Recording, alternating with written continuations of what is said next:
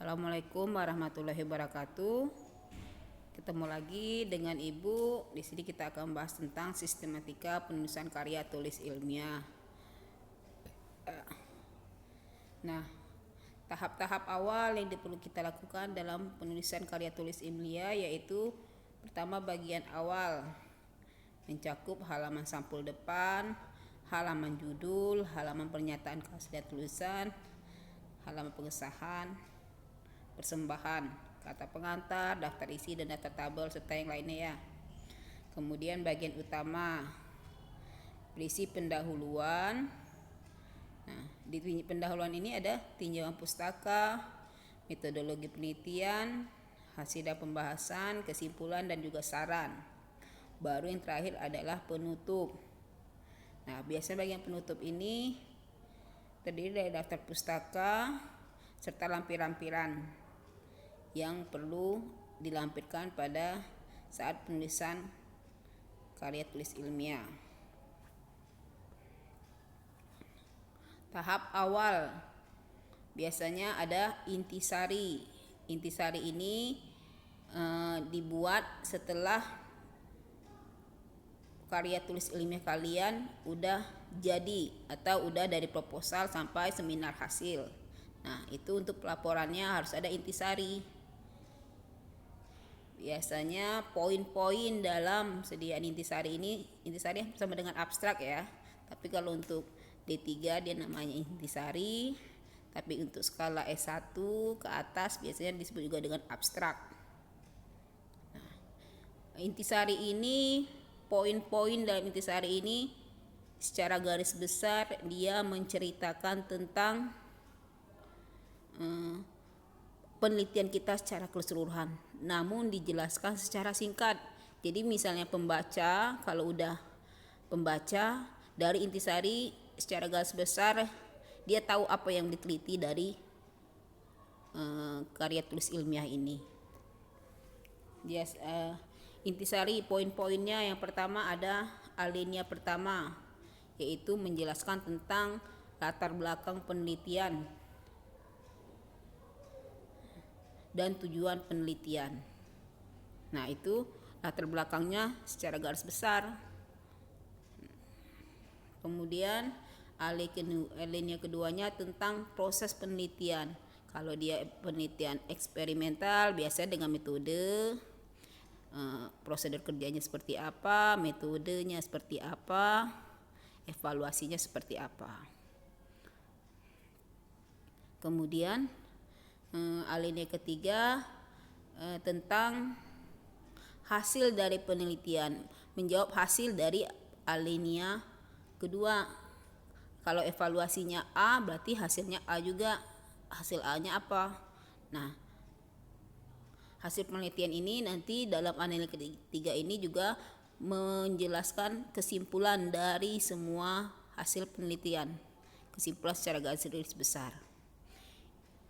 Poin-poin yang harus kamu pahami dari sediaan intisari ini yaitu susunan katanya. Susunan katanya yaitu tidak boleh lebih dari 200 kata. Jadi nanti kalian blok, kalian lihat di situ. Susunan katanya berapa? Kalau dia udah lebih berarti harus kalian kurangi. Dibuat sesingkat mungkin namun padat, jelas, dipahami oleh pembaca. Nah, ini adalah contoh intisari. Latar belakang, proses penelitian, hasil penelitian. Kemudian di bawahnya adalah kata kunci. Kata kunci itu sesuai dengan poin-poin dasar dari penelitian kalian. Misal kalian melakukan uji pengetahuan atau pengetahuan terhadap obat ranitidin kepada pasien rawat jalan misalnya kan. Berarti apa yang di sini poin-poinnya? Yang pasti adalah nama penyakitnya, obatnya ranitidin. Kemudian pasien rawat jalannya. Ya. Nah, kemudian daftar acuan. Daftar acuan ini untuk menentukan penelusuran daftar pustaka. Dari tahun berapa kalian menyadur? Dari tahun awal sampai tahun terakhir kalian menyadur. Nah, untuk penelitian itu daftar tinjauan pustaka minimal yang diperbolehkan yaitu 10 tahun ke bawah, ya, minimal paling ini 10 tahun ke bawah. Kalau sekarang tahun 2022 berarti literatur yang kalian ambil adalah literatur yang dari 2021 berarti 2011 perkiraan 2010 2011 sampai 2021, ya. Jadi jangan literatur tinjauan pustaka yang sudah lama masih kalian ambil, karena selalu ada pengetahuan baru, pengembangan terbaru.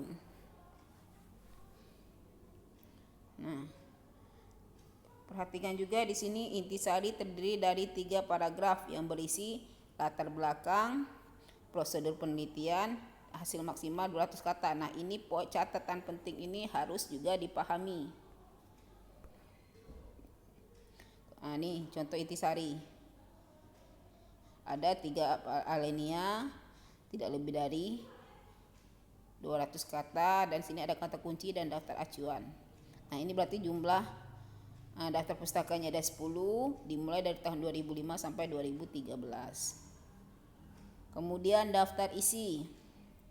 Daftar isi ini memberikan gambaran secara menyeluruh tentang isi karya tulis ilmiah sebagai petunjuk membaca. Sehingga daftar isi kan ada daftar halaman. Jadi kalau pembaca ingin melihat poin A, berarti di halaman A. Nah, daftar isi ini tertera judulnya, ada judul, subjudul, dan anak subjudul disertai dengan nomor halaman. Sistematika penulisan nomornya ini. Jadi nanti saat penulisan bab 1 pendahuluan misalnya. Nah, sub anaknya mana? 11, 12. Nah, anaknya lagi apa? Misalnya di sini ada 15. Anak dari 15 berapa? 151, 152, begitu juga dengan seterusnya. Kemudian kalau dia berada di di sini untuk penulisan daftar isi dan spasinya, tiap kampus punya kebijakan sendiri ya. Jadi kampus kita di sini udah ada ketentuan daftar isinya, spasinya yaitu 1,5. Penulisannya yaitu bentuk Times Roman dengan babnya bold. Kalau tabel menggunakan angka Romawi. Jadi kalau kalian nanti menulis angka tabel dengan menggunakan angka Romawi. Kalau gambar menggunakan angka Latin. Daftar gambar. Kalau lampiran italik, penomorannya biasa atau miring. Nah, seperti ini lampiran.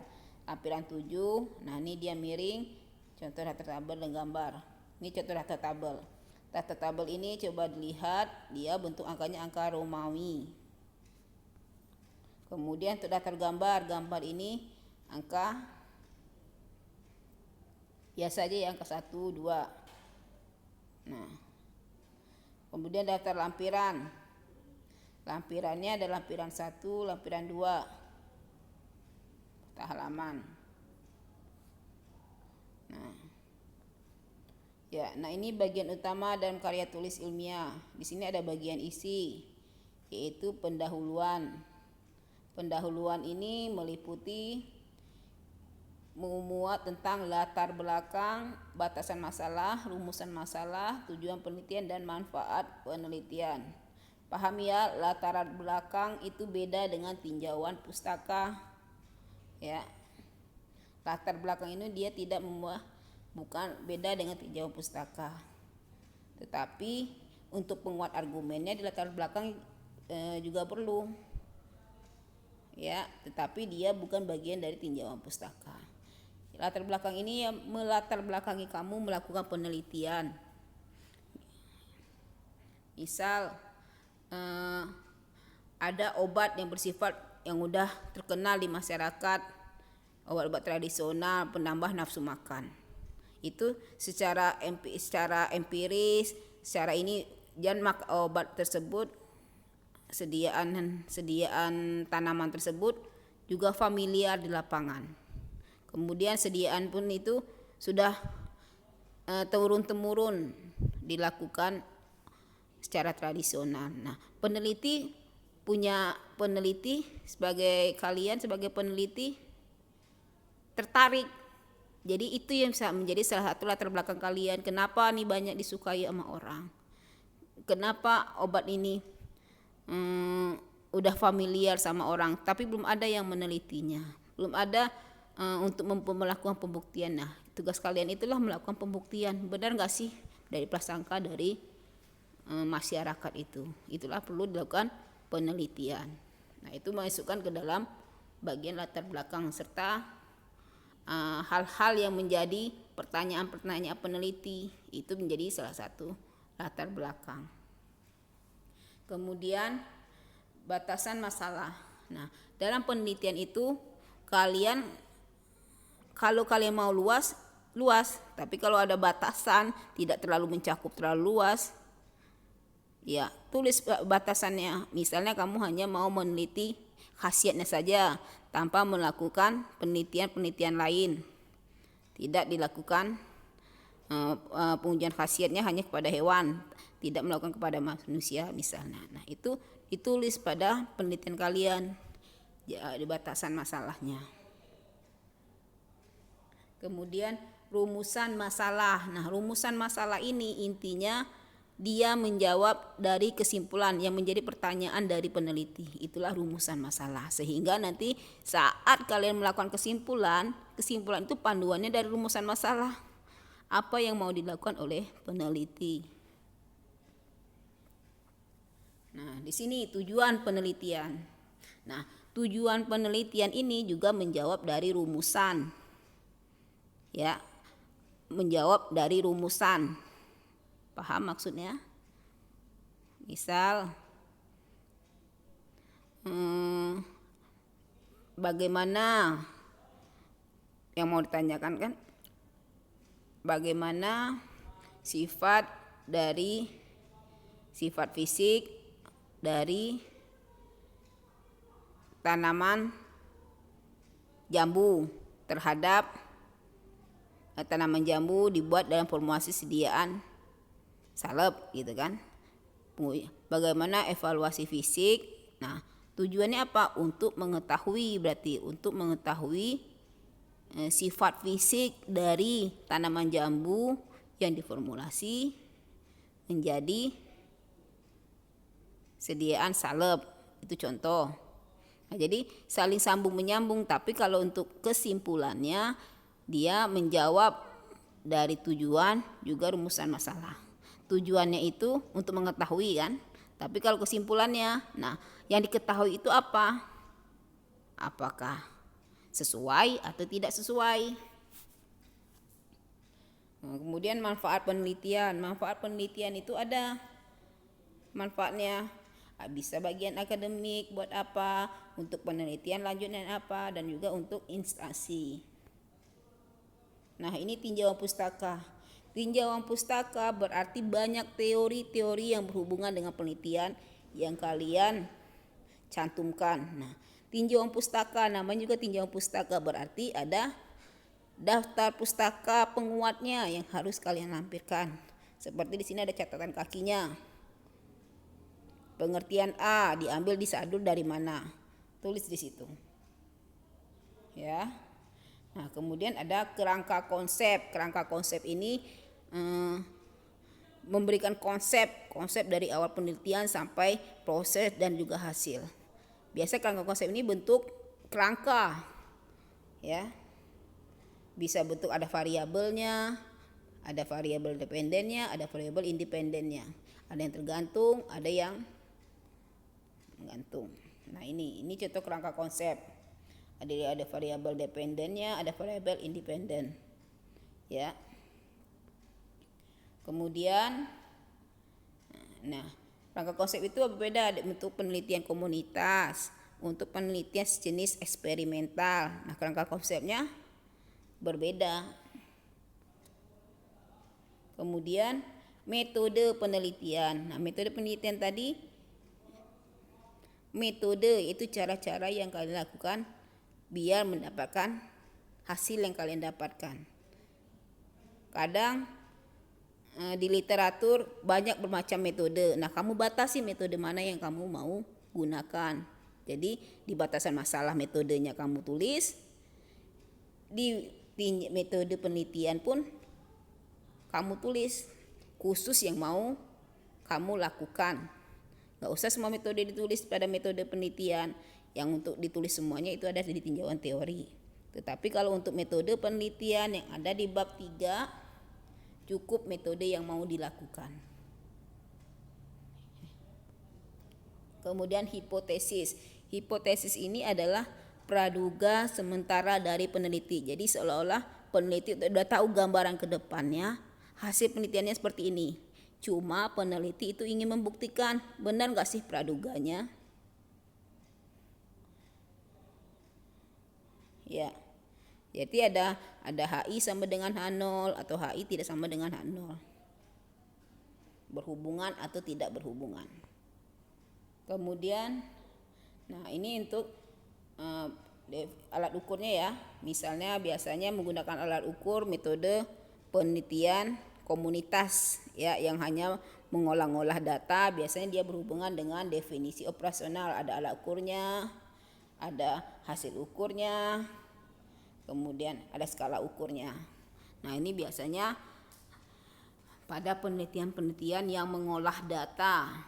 Tapi kalau eksperimental, ya dia biasanya metode, prosedur kerja, pengolahan, misalnya sampel gimana, kemudian analisa sampelnya seperti apa. Nah, itu berbeda.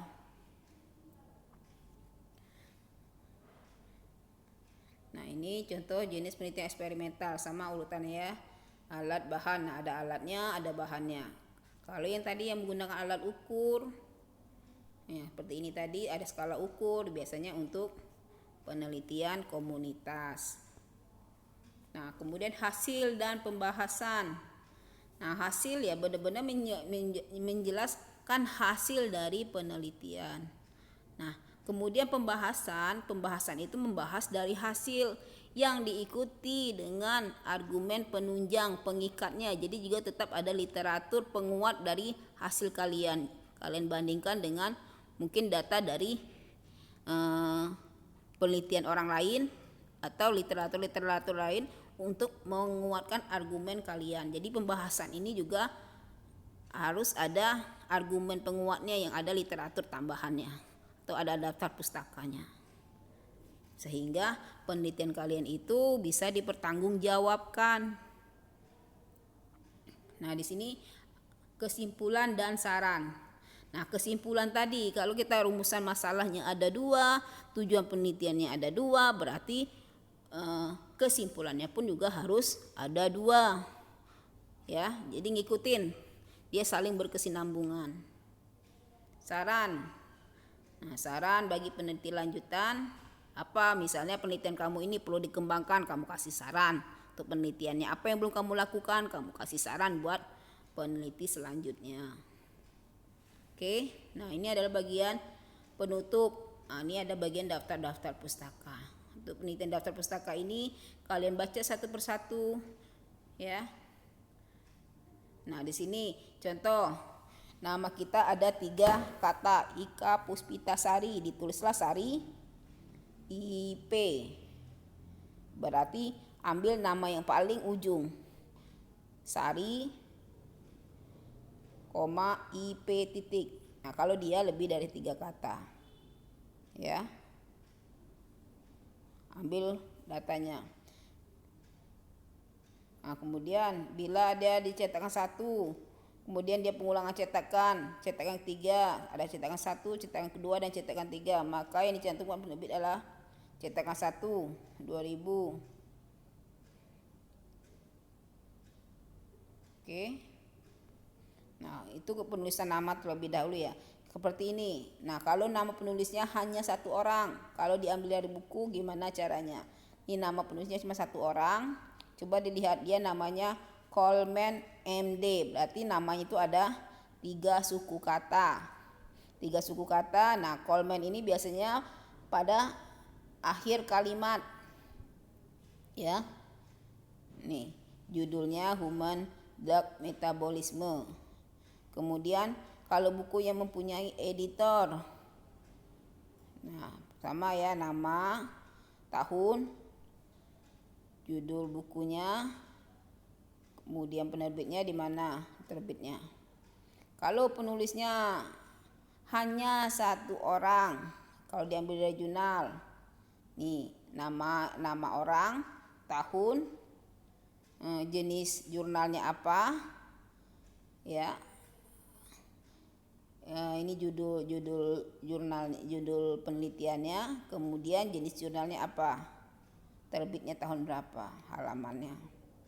Dari majalah pun juga demikian. Nah, jadi dipahami satu-satu ininya. Kayak gini, nama penulis 2 orang. Nah, kalau 2 ada N-nya. Ya, pokoknya habis nama adalah tahun.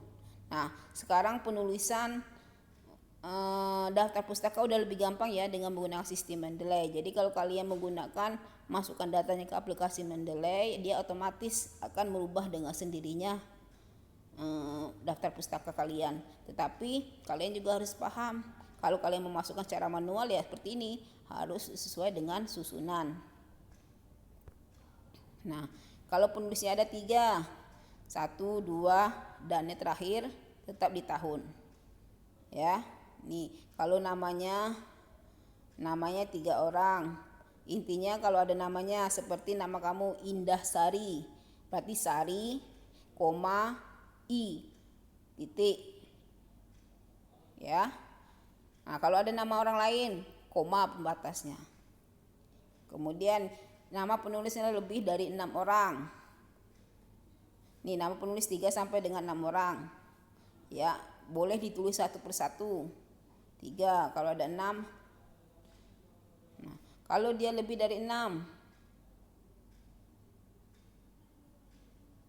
Nah, ini kalau lebih dari 6 orang biasanya ditandain dengan DKK atau et al. Jadi ini sama.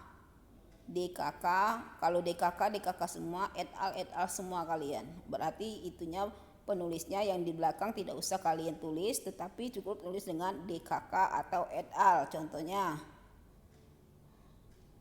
nih, et al ya, atau DKK. Nah, kemudian penulis berada dalam tulisan orang lain. Misalnya kita sebagai penulis tapi kita menduplikat dari penulis orang lain. Bagaimana penulisannya? Contohnya ada di sini.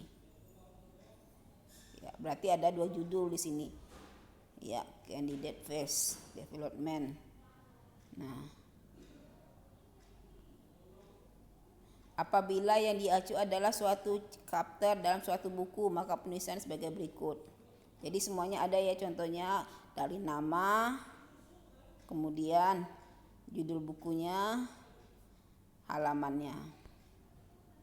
Tulisan yang diacu berasal dari suatu artikel, misalnya dari seminar, simposium, dan lain-lain. Ini dipublikasikan, tidak dipublikasikan. Tulisan yang dibaca berasal dari publikasi melalui internet. Nah, kalau mengambil data dari internet, seperti ini urutannya ya. Ada nama, tahun penerbitnya. Nah, ini judul, lokasi tempat penerbit ininya. Kemudian judul, halaman, view-nya ada di sini. Kemudian diakses berapa. Ini ya. Dan berdasarkan dari tesis atau citasi atau KTI. Nih, jadi penulis, judul, fakultasnya dari mana, nih ya kalau mengambil dari tesis. Artikel diacu pada buku yang terjemahkan. Jadi banyak ya, semuanya ada panduannya apabila terdapat 2 pustaka atau lebih yang ditulis oleh penulis yang sama. Ya. Nah, untuk tinjauan pustaka ini di sini udah singkat Ibu berikan. Jadi coba kalian pelajari. Oke. Nah, untuk tahap awal pengerjaan tugasnya yaitu kalian persiapan terlebih pendahuluan penelitiannya. Nah, itu dikerjakan dalam seminggu. Pendahuluan itu berisi latar belakang. Jadi kalian cari dulu latar belakangnya, rumusan dan tujuan penelitian. Kerjakan dulu yang bab 1. Sudah selesai bab 1, nah, kita lihat. Ya, kalau sempat ibu bahas. Tapi kalau tidak, ya berarti ya nanti akan pembimbing kalian yang akan membimbing kalian, yang akan memberikan masukan dari latar belakang kalian. Oke? Ya, cukup sekian yang dapat Ibu sampaikan. Semoga bermanfaat. Wabillahi taufiq wal hidayah. Wassalamualaikum warahmatullahi wabarakatuh.